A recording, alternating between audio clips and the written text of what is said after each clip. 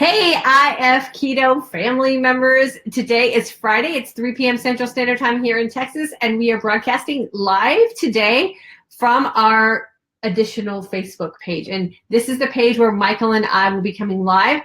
We're starting on Fridays, but we'll be adding some more days here in the near future to discuss how we incorporate our intermittent fasting and keto-like lifestyle as a couple and with our family. If you are joining us and you are new, please make sure that you hit that like button and make sure that you are set up for notifications. That way you will be notified when we go live and or post information to this page. Today we are going to be talking about gout specifically, and Michael's going to share with you his experience with some problems he was having with his feet and some realizations that he had, and then some things that he has done nutritionally and lifestyle-wise that have really helped him improve his situation. So Michael, go ahead. And then I also want to let you guys know we're going to run this page just like we do the other one. Please make sure that when you jump on that you leave us a comment so that we know that you're here. And if you have any questions or comments while we're going through this broadcast, please feel free to jump in and leave them in the comment section. And at the end, we'll go through and welcome everyone and then answer the questions that you guys have. So Michael, go ahead and kind of briefly describe what gout is and then explain kind of the process that you went through. Well, what gout is, you typically can get like inflammation in your joints, like it could be your ankle, it could be a big toe, like where you feel the pain the most. But it could go from your foot all the way up your leg. You can even have some effects on your knees. So people have problem with their knees and their ankles and you get swelling, that could be gout. A lot of times you don't, diagnose it the right way. And I guess mine was pretty misdirected because, to give you some background, when we lived in California, I did some jogging. Then I kind of stopped jogging for a while. And then when we moved to Texas, I decided, well, I'm going to take up jogging again. And all of a sudden, I got this really serious plantar fasciitis. And I've had plantar fasciitis before, but I mean, this was pretty severe. I mean, I remember it was about a year and a half, a couple summers ago. I remember going to Six Flags and I was in excruciating pain trying to walk around that park. I mean, and I was trying to be tough guy. And, and I made it through the whole day, but I was in severe pain. But what I've discovered since then is gout has a lot to do with it. I had a physical last summer, and she said I had high uric acid. And I'm like, okay. She said, you don't have anything going on right now, so I'm not going to give you any medicine. I'm not, you're fine, but keep an eye on it. So I thought, wow, well, I wonder if that could be a trigger. So what I discovered in my research is that there's a compound called purines that you can find in just about every food out there has some level of purines in it. And what that breaks down into uric acid in your body. So, the thing you got to watch out for is being able to get rid of that out of your body. So that's the problem I think that people have with uric acid, is being able to get it out of your body. So that's why it affects some people more than it affects other people, is because you can't get rid of it. So what I did was I started paying particularly close attention to anything that had yeast in it, which beer, like one of my favorite things to do is drink beer. And Diane's been kind of nudging me for like ever, like, hey, maybe it's the beer. And it's like, no, I can name a lot of other things that it is, but it's not the beer. So kind of lay off my beer, okay? Well, we kind of went after it as a gluten thing more than a yeast thing, and Right. then realized that things that are gluten-y are also yeasty. So, it is that thing where you have to kind of, look maybe even just a step further beyond the most obvious things. And for you, it's not so much that it's the gluten, but it's that the yeast that's in gluten, and so therefore it's a gluten issue. Yeah. And something I discovered too is nowadays you have to really be careful. I mean, I've drank beer for many years, never had a problem drinking beer. Now all of a sudden, since I've been healed through, we'll talk a little bit about intermittent fasting. Now I have trigger points that I didn't really have before. So now when I start to get, some bad effect from having too much uric acid in my body, I can feel it right away in my left foot. I can get some pain in my left foot. So it kind of gives me a trigger response for having that buildup. Okay, let me pause you there for just a second too, because a lot of women who do our course and go through the what it is we do on our other page is they kind of have those same signs and signals kind of pop up on them and don't really make the connection. So what often happens is we get so accustomed to living a certain way. Michael, it happened to be foot pain, and as his wife, I'm thinking, oh my gosh, am I going to have to live with this man who can't walk? I mean, it was so heartbreaking to see him like wake up in the morning. That's when his pain was kind of the worst. And he walked like he was 100-year-old man. And I'm like, oh my gosh, like I have plans for our future. I can't deal with a man who can't walk. We got to figure out what this problem is. And he kept thinking it was his plantar fasciitis. And I knew it was something deeper than that. So what happens is as you start to cleanse out your body and you go through this cycle of fasting and feasting where you really let your body clean fast and have that opportunity to flush everything out, these signs and signals become so obvious to us, and they often manifest themselves in a little bit different ways. And so when you have a bunch of intolerances in your body, and let's say you're not fasting and giving your body the opportunity to clean out, everything is sort of causing a reaction off of the other thing. So it's this constant reactionary mode, and you always just feel like crap. And so when you always feel like crap and you're not really managing what you're doing and you're not allowing your body to have a break by incorporating this fasting window, then we just think like that's the best that life can be. And we sort of settle for constantly feeling like crap, thinking, okay, I guess it's because I'm in my 50s. I guess it's because I work hard. I guess it's because of this. And we never really realize that we have this opportunity to feel amazing. Now my handsome husband wakes up in the morning and he doesn't walk out of bed like a 100-year-old man. He looks healthy and he walks out like he's ready to start his day. So really, we have to pay attention to these things and just get to the point where we can break them down far enough to find the problem. And not surprising to myself, gluten's a problem for so many people. Michael just had to break it down for himself and kind of put the pieces together to realize that he really can feel better if he just figures out what his triggers are. And that's what I think you were able to do. Yeah, and I think it's kind of important to point out too that Diane kept nudging me saying, hey, you should get your feet measured. Like maybe you're like not in the right shoe, or like back when we thought it was plantar fasciitis. And I went into Luke's locker and they kind of outfit you with shoes and, you know, check your running style and all that stuff. And they discovered that my shoe size was 12.5. I'm an 11. I've always been an 11. So I didn't find any need to go have my shoe size checked when I've always been the same size since high school. Well, I find out I'm a 12.5 shoe, and a lot of that had to do with the inflammation. So now having a heel body, I'm swimming in a size 12.5. So you are an 11. So I probably did change a little bit, I guess, over the years. So I'd probably be comfortable in 11.5, 12. But not a 12.5. 12.5. I'm swimming in a 12.5. So that all pointed back to the inflammation. But like I was saying before about the beers have changed. So you have to really do some research on that. I used to be able to drink just about any beer and not feel any effects. Now, the wrong beer, I won't name the beer maker, but there's a beer out there that I really like. I've had it on tap out at different restaurants, never had a problem with it. Now in the bottle, I have an issue.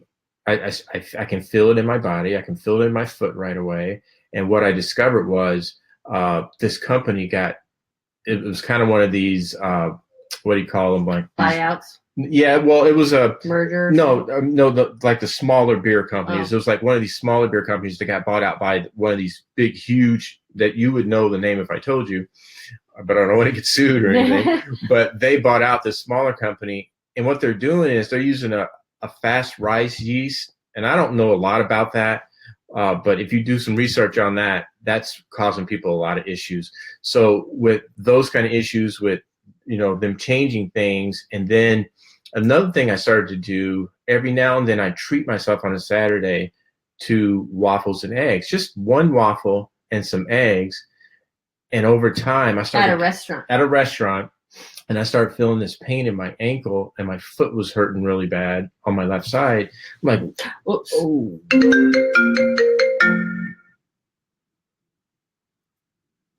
I hate when that happens. Okay, there. Sorry All about right. that.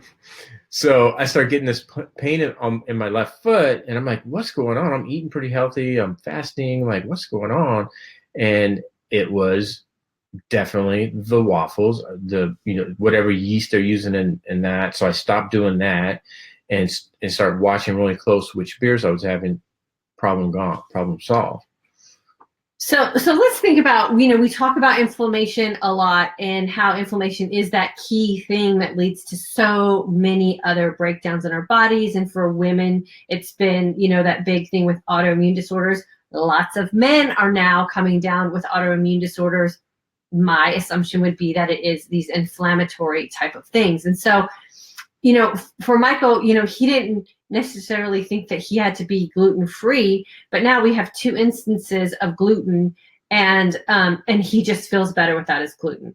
Was able to go from a size 12.5 shoe back down to an 11.5, maybe 12 in some styles. I mean, we all vary what sizes we wear, but a whole shoe size in inflammation in his feet. And we know, just like when we try to lose weight, we don't spot reduce weight. We also don't spot reduce inflammation. And so if that much inflammation was in his body to cause a whole shoe size change in his feet, imagine the inflammation that was going on around his organs and in his brain and just everywhere else throughout his body. Had he not made these connections with some nudging from his wife, then it would have just been a matter of time before it would have gone from his feet to something else, and he would have slowly started breaking down his body. And so we, as a couple, are really focused on making sure, that we age at the same pace, and we're only 2 years apart in age. So I don't want him to be way older than I am because we're living a different food lifestyle. And so for him, he has made that connection now with, okay, so maybe gluten is that thing that we really need to be aware of. I have different signs and signals when I have gluten than he does, but the end result is the same. Our body is inflamed and we're starting to get sick and break down. So just because my symptoms are some way doesn't necessarily mean that he's going to have the same exact symptoms, but the end result over time is always going to be the same. And that is just a broken down, sickly body. So for those men who are jumping on, I know sometimes it's hard, and Michael, you can back me up on this or share your own experience. It's hard to listen to your wife who's going through some symptoms and signals that your body's not going through, but think beyond what your wife is going through. Think beyond, maybe what her body has to deal with, knowing that, we're just chemically 2 different creatures, completely. Male and female hormones are so much different, but the end result down the road will always be the same. And that's that you're going to age quickly, you're going to break down faster, and you're going to become sick. I don't want to have to take care of a sick and broken down husband. He doesn't want to have to take care of a sick and broken down wife. So we've made the agreement that we're going to keep each other in check. And I think now, over this past year, with Michael seeing what I've gone through and the healing that I've gone through, and now being a little bit more open to it's not so much that it's like a trendy thing or it's a woman thing. It's just a food industry thing. And we've even noticed going outside of the country that we have so many more options that we can experiment with food-wise, because food's just made differently. So we have to really be aware of what's going on in the food industry. And I'm not here to bash the food industry, but here to just open your eyes to thinking things through and maybe consider some options. And for Michael, it was the same thing that we talk about in our course. And, he just did a 7-day test. Just test it out for 7 days and get rid of all of those things that could be inflammatory to you on the gluten side of things. And let's see what happens in the end. And he went to go put on a pair of shoes and his feet were swimming in them. And that's a huge aha moment that he was like, okay, now I see where the problem is and how it's connected to him individually. So we're not trying to nag at you, trust me. We're just trying to have you look at some situations in a different light and see if maybe you can break it down to where it is personal to you and you can figure out your own signs and signals of what's going on. So we can have this aging thing kind of go along the same timeline and end up where we want to go into retirement. And for Michael and I, it's where we want to be with our grandkids down the road. Yeah. And sometimes I think as men, that ego just jumps in there. You're like, hey, I can drink beer. I can eat gluten. No one can tell me like how to eat. I can eat a big steak, whatever, because I'm healthy. But really, when it comes right down to it, there's a lot of things that could be affecting you, like that you're having these issues with that you don't even know where it's coming from. And something else I discovered doing this research was, you guys hear Diane talk about corn and soy, how that stuff can affect you. And a lot of that has to do with the GMO part of it. But there's another aspect of it that I discovered is the fact that they're high in omega-6s. Mm-hmm. And you have to kind of balance out omega-3s and omega-6s. So those things, even without the GMO issue, are really inflammatory. Safflower oil, corn, canola soy, oil, gravy. I mean, there's a lot of different things that cause that inflammation for a lot of different reasons. So you really have to be careful and watch like what you're consuming, because you just never know. Well, and if you're not feeling amazing, then something that you're doing nutritionally is probably causing you to not be to be at your best, or like we say, look and feel your best, right? And so if you're not looking and feeling your best, then it really does behuve you to really pay attention to what it is that you're doing in your nutritional life, to make sure that you do have that advantage, or you do have that edge, so that you can start your day on your own 2 feet feeling amazing, as opposed to hobbling around the house feeling like you're not sure if you're going to be able to walk down the road. And that's a scary feeling, especially in our early 50s to, when we have plans, and so we don't want to ever be in that position. So let me welcome everyone and see if we have any questions that we need to answer. Diane from Pennsylvania is here. Welcome. Your brother has a problem with gout. Yeah, definitely share this information with him.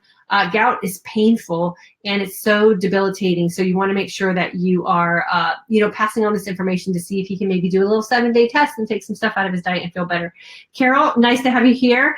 Jana from Phoenix Valley, Arizona. Nice to have you here. Janine, hello to the adorable couple. Thank you. We appreciate that.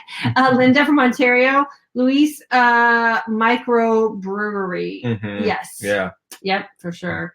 Mark Leese from British Columbia. Welcome. Thanks for jumping on, Diane. I went for my brother because he thought he just inherited this from our grandfather. He had the same problem. Yeah, same problem. Not necessarily genetic, just I always just say it's more just the routine of the way in which we're living. But if your grandfather had it, that might be a little bit more of a genetic type of thing, just because, the way our grandparents ate was so much better than the way we eat, because they didn't have those convenience types foods. So I would say it'd be even more important for your family to look into that, because you do have that connection there.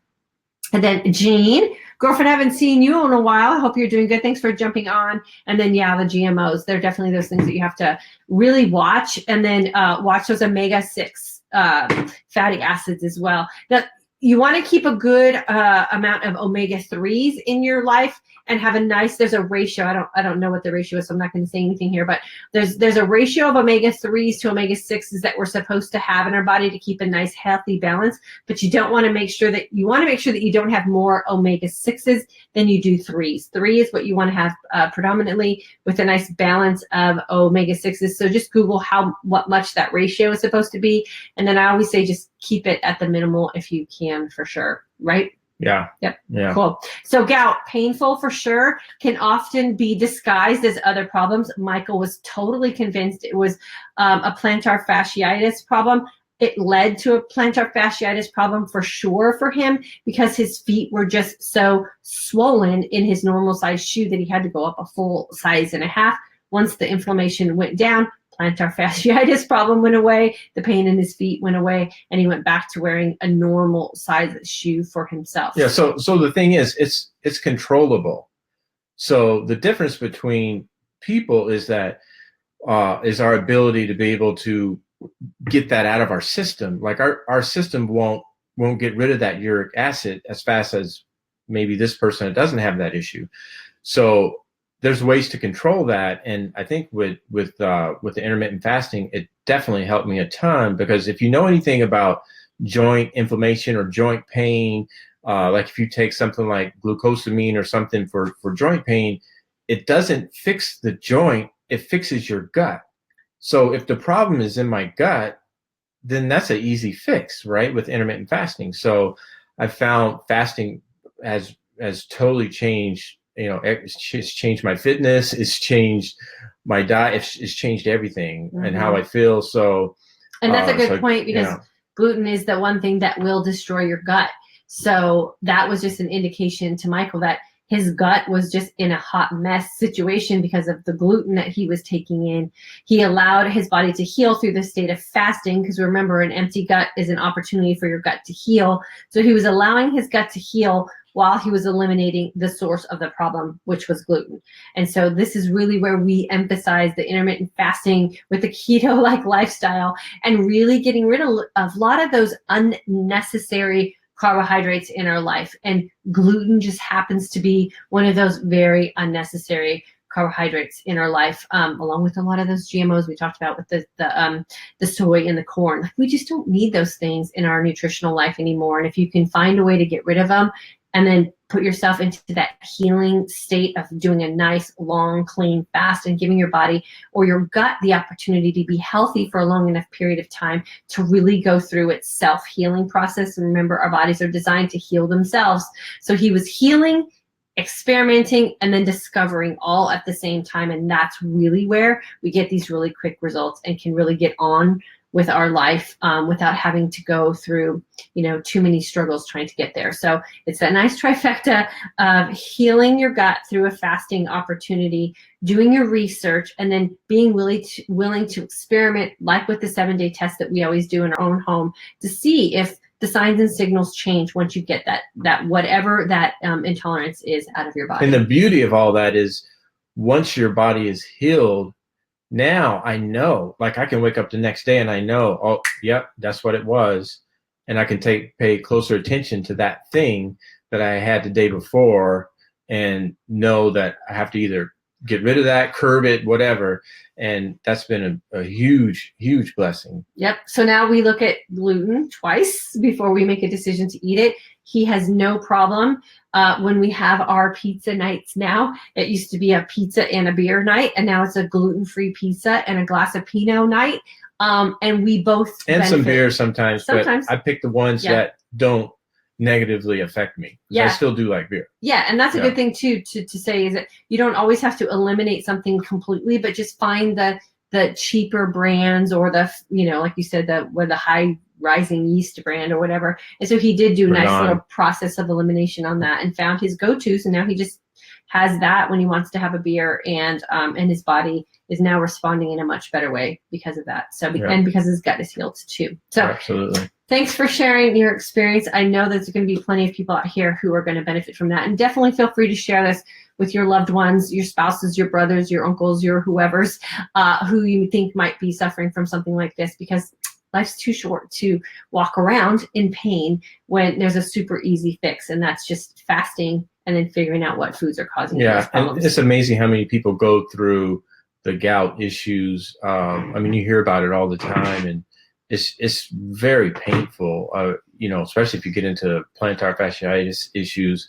It's a very painful thing to go through. And if there's a way that you can not experience that kind of pain, you should definitely experiment with doing some fasting and watching the foods that you're taking in.